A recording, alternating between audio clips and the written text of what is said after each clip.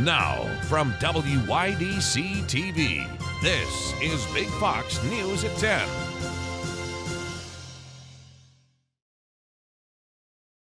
Good evening, I'm Anna Manuel. Battle lines drawn in the wake of the leak of the Supreme Court draft opinion. And the debate is far from over. Lauren Blanchard has reaction from Washington. Abortion is front and center in the national discussion. Still, the future of federally protected abortion rights won't be decided for a couple more months. For 2 generations, women have been able to make their choices about when and if they want to have children. And this completely ignores the reality of women's lives. Roe v. Wade was egregiously decided on principles that weren't held in the Constitution, and it's time that that's reflected and that the unborn are given an equal right to life. The unprecedented leak of a Supreme Court draft opinion on overruling Roe v. Wade quickly showing how divided the nation is nearly 50 years after the 1973 landmark case. What are the next things that are going to be attacked? Democrats now hoping to get their base to unify over the possibility that roughly half of states will put in place bans or restrictions on abortions. We need to make sure that we are doing everything we can at the ballot box and in the streets. Republicans say the problem is the leak, and many agree with the majority opinion writer, Justice Samuel Alito, that the government should not be making abortion laws for the states. Let the states make decisions. If Massachusetts wants to pass abortion laws, it's up to the people of Massachusetts to make that decision. If Texas wants to pass more restrictive laws, they can do that. Congress could always buck the Supreme Court and pass a law protecting abortion rights, but despite the passion on the Democratic side, right now they simply do not have the votes. In Washington, Lauren Blanchard, Fox News. Dozens of pro-choice supporters came together in New York City's Foley Square, protesters demanding the right to abortion be protected. Many pro-choice supporters are now calling on elected leaders to codify abortion rights by turning them into state law to ensure women don't lose their right to choose.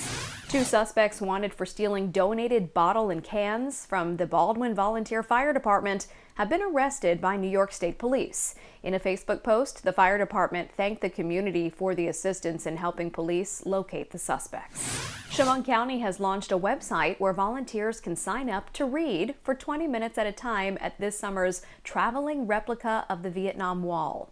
The wall will be on display at Eldridge Park starting June 29th until July 4th. The wall serves as a tribute to those who lost their lives while serving in the Vietnam War, and an opportunity for the community to recognize those who served.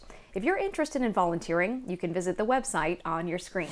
Community Arts of Elmira's Elmira Infinite Canvas unveiled a new finished mural located in Elmira, south of the Chemung River. The public art mural titled Fishing Kids was created by artist Crystal Parks and is painted on the east outside wall of the Swarthouse Bait and Tackle Shop. Elmira Infinite Canvas is a Community Arts of Elmira public art program that uplifts community through vibrant public art. The COVID outbreak isn't over yet. Cases are climbing across the country, and that's prompting the CDC to reiterate its guidelines on masking in public. Jonathan Seri has the latest on the confusion. Face coverings are required in the terminal. More confusion and debate over masking as the CDC reiterates its travel guidelines. The agency strongly recommends passengers over the age of 2 keep those face masks on while traveling on planes, trains, and buses. There was a federal mandate in place for public transportation, but it was struck down by a judge last month. Some travelers say whether it's required or not, they still plan to mask up until the outbreak is over. It's the right thing to do. It takes a second. It doesn't cost anything. It's a piece of fabric. But others say the CDC needs to be better about communicating its guidelines. Some say they were unaware of the recommendations. It's a perfect example that we're finding out now from you that that's even the case. Meanwhile, there's also movement on vaccines. Pfizer announcing it expects to submit data to the feds on doses for children by June ahead of an FDA meeting on whether to give the vaccine to kids under the age of 5. Also in June, Moderna says it expects the first results from its clinical tests of a vaccine targeting Omicron and its variants. And if all goes well, it could be given on an annual basis, similar to the flu shot. I would hope that we get to the point where the immunity will last long enough so that you only intermittently would need to be boosted. I don't see the necessity of every 4 months. Moderna has already submitted a request to the FDA to authorize its vaccine for kids 6 months to 6 years old. In Atlanta, Jonathan Seri, Fox News. Some American Airlines customers may be hopping on a bus instead of an airplane for their connecting flight. Starting June 3rd, bus company Landline will be transporting customers from regional airports in Allentown, Bethlehem, Pennsylvania, and Atlantic City, New Jersey, to the carrier's Philadelphia hub. Customers will still check in with American Airlines and go through security at the airport. Now to the latest from Ukraine. Russian forces launching a new wave of missile strikes across Ukraine. These attacks come as European countries are weighing new sanctions targeting Russian oil. Matt Finn has more. Russia is ramping up its assault on eastern Ukraine in the Donetsk region. Officials say attacks on Tuesday left 21 people dead. Further south, Ukrainian defenders report Russian forces are storming a besieged steel mill in Mariupol. Dozens of people have been rescued from the area so far. The city's regional governor says more survivors left on buses today. Ukrainian President Volodymyr Zelensky says by storming the mill, Russian troops have violated an agreement for safe evacuation. We need everyone who is still there, both civilians and soldiers. There wasn't any day when we did not deal with this issue. Here in the Lviv region, 3 electrical substations were hit on Tuesday, causing widespread outages and damaging critical infrastructure. At least 2 people were injured. The city's mayor says these attacks are deliberately targeting civilian areas. Russia aggressor attack to civilian people, civilian infrastructure, only civilian infrastructure. Meanwhile, Western countries are ramping up pressure on Moscow. Today, a top European Union official called on the 27 member states to ban oil imports from Russia and target the country's biggest bank. Some of those countries are landlocked and rely on Russia for energy supplies. It will not be easy because some member states are strongly dependent on Russian oil, but we simply have to do it. And President Biden is asking Congress for $33 billion in new aid for Ukraine. In Lviv, Matt Finn, Fox News. The price to buy a home is increasing, and so is the cost to build one. Despite the ongoing surge in the real estate market, with prices going up roughly 20% compared to last year, a record number of homes are under construction. The U.S. Census Bureau says more than 1.6 million homes were being built in March. That's the most number of homes under construction since 1973. Alyssa Triplett is in next with our weather. Plus, Jamie Holmes will have more news from around the nation. Stay with us. Here's your local stock market update from Big Fox.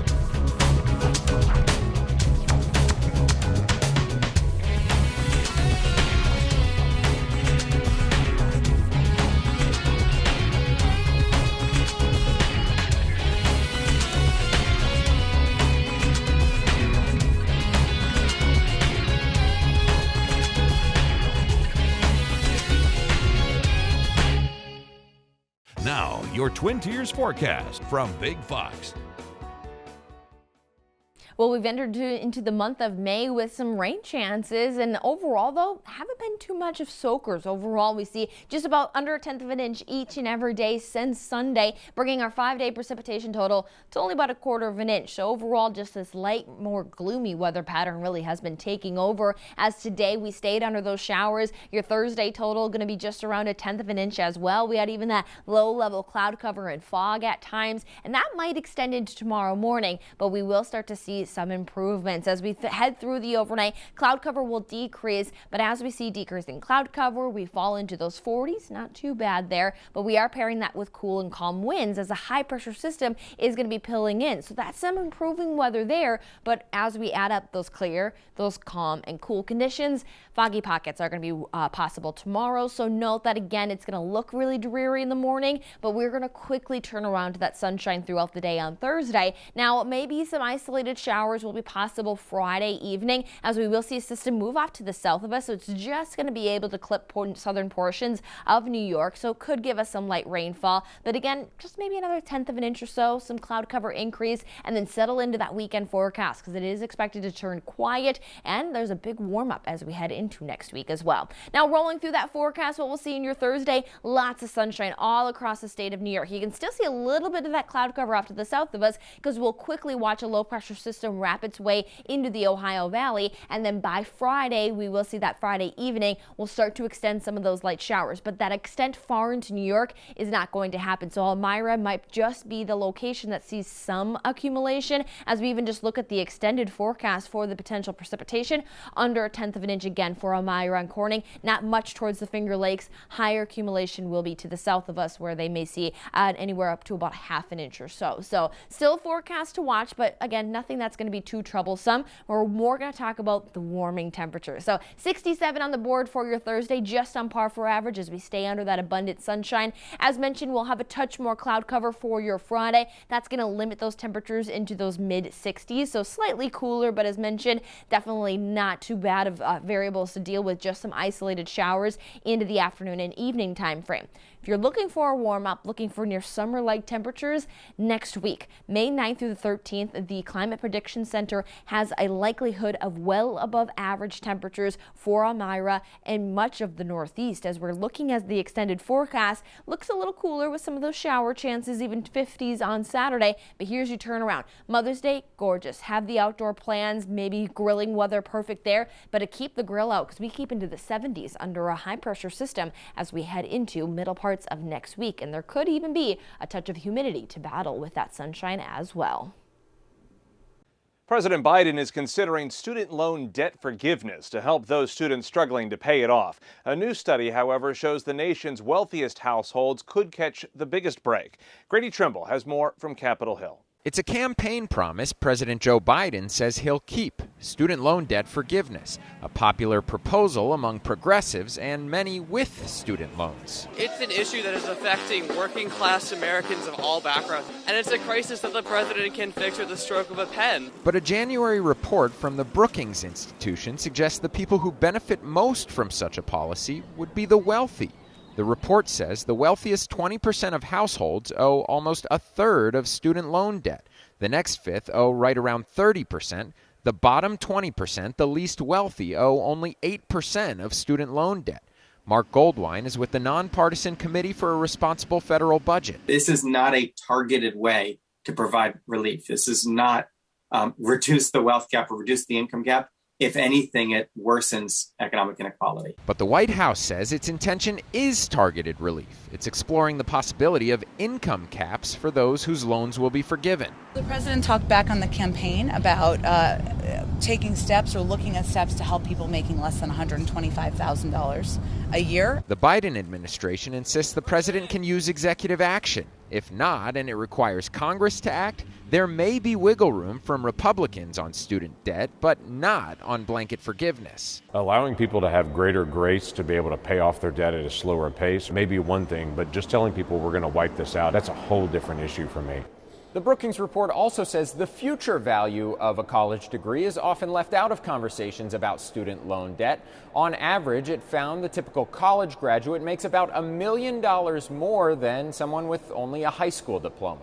Bird flu cases continue soaring across the U.S., posing serious concerns for poultry farmers. Matt Napolitano has more on the severity of the outbreak, plus why the virus is not the only crisis currently impacting farmers and your wallet. Bird flu continues spreading across the country. The USDA now reporting cases in at least 34 states, with high concentrations across the Northeast, Midwest, and Southeast. But out west, poultry farmers are just as scared. Pretty much, if we were to get it, we would have to depopulate all the birds. Health officials say this is the worst outbreak of avian flu since 2015. The virus poses low risks for people, but is extremely contagious for chickens, turkeys, and several species of wild birds. It's already resulted in the death of more than 24 million birds nationwide, at least 19 million of those being egg-laying chickens, causing farmers to increase safety measures to prevent their flocks from possible exposure. We do what's called enhanced biosecurity, so we always do the foot baths. We always make sure vehicles get cleaned before they come into the bird area. We don't share equipment between the buildings. Meantime, bird flu is not the only concern facing farmers, as skyrocketing inflation makes it outrageously expensive for them to operate their businesses. My feed is up over 100%. Fuel's up 40%. Packaging is up, depending on the packaging, 25%. Labor, 10 to 15%. So the way we deal with it is we're tied to the market and the eggs that we sell. But selling eggs is also proving difficult. The Department of Agriculture reports the nationwide average cost for a dozen eggs is up roughly 44% from last year. Some farmers say the high costs are leading to a reduction in egg consumption, causing grocery stores to purchase less eggs from them than normal. Almost 200 million people are affected by hunger each day. In a joint report by the United Nations, World Food Program, and European Union, the number of people experiencing food insecurity has increased by 40 million in 1 year and worsened in 53 countries. Rain Paulson, a director at the UN Food and Agriculture Organization, says the food crisis in countries in Africa and the Middle East are at an all-time high. The report blames climate change, continuing wars, and the COVID-19 pandemic for the grim numbers. You may have heard of the term non-fungible token, but do you know how these new modern concepts are breaking down barriers and transforming the art world? Marianne Rafferty has an inside look at the groundbreaking museum showcasing these impressive digital creations. NFT stands for non-fungible token. Essentially, they're digital property that people can buy and collect. And while NFTs come in a variety of formats, the popularity of NFT art is on the rise. Now the world's first permanent NFT art museum, located in Seattle, is reinventing how consumers view and experience these futuristic mediums. An NFT is really just a contract that signifies the ownership of an asset of some kind. It's getting used a lot for digital art because there hasn't been a place for storing that ownership for digital art in a way that was accepted across a wide range of people. Before this museum, art aficionados say these digital creations weren't really being showcased like physical artwork. We really realized the impact of being able to look at this type of art in a way where you actually slow down, you see all the details, you're not just scrolling through your phone. But the museum is helping to change that, giving NFT art and its artists a tangible place to exist and show off their online work. If you're looking at a specific artwork, you want to evaluate it in terms of what you're going to get from that, not necessarily just the resale or the investment opportunity. I think that is an aspect of NFT art, just like traditional art. One of the main focuses of the museum is educating the public about NFT art. This motive comes at a good time. Financial analysts predict the global market for NFTs will reach more than $82 billion by 2026. The clock is ticking if you want to surprise mom on Mother's Day. According to the National Retail Federation, nearly 84% of adults are expected to spend on mom. About 75% of people will get a greeting card. More than 70% will get flowers. Roughly more than half will take mom out for a special outing. The National Retail Federation predicts in total Americans will spend more than $31 billion on Mother's Day. That's actually up more than $3 billion compared to last year. Hot Wheels has teamed up with Paralympic athlete Aaron Wheels Fotheringham to introduce its first ever remote-controlled wheelchair toy. The Hot Wheels Wheelie Chair toy features a built-in action figure made in the likeness of the Paralympic athlete. It comes with a remote control and a ramp so kids can perform jumps. And a Wheelie Boost feature provides an extra kick to the wheelchair. Mattel says it hopes to inspire others to see their own challenges in a new way. Honestly, it's a huge compliment for me. Never in a million years did I think Hot Wheels would make an RC of me. But beyond me, it's just so cool that what it means, the messaging behind it. Aaron Wheels Fotheringham is a 6-time wheelchair motocross world champion and Paralympian. He's the first athlete to do a double flip in a wheelchair. Let's leave you with a bit of a smile. Today's a great day to remind ourselves that the 4th is strong within us. May 4th, of course, National Star Wars Day, or may the 4th be with you. The iconic movie franchise, first released in 1977, has spanned 9 movies, multiple video games, comic books, and, of course, television series over the years. Whether you celebrate by watching your favorite show or movie, throwing a party, dressing in character, or visiting theme parks, there are many ways to appreciate the iconic franchise. That does it for us. I'm Jamie Holmes. Thanks so much for watching.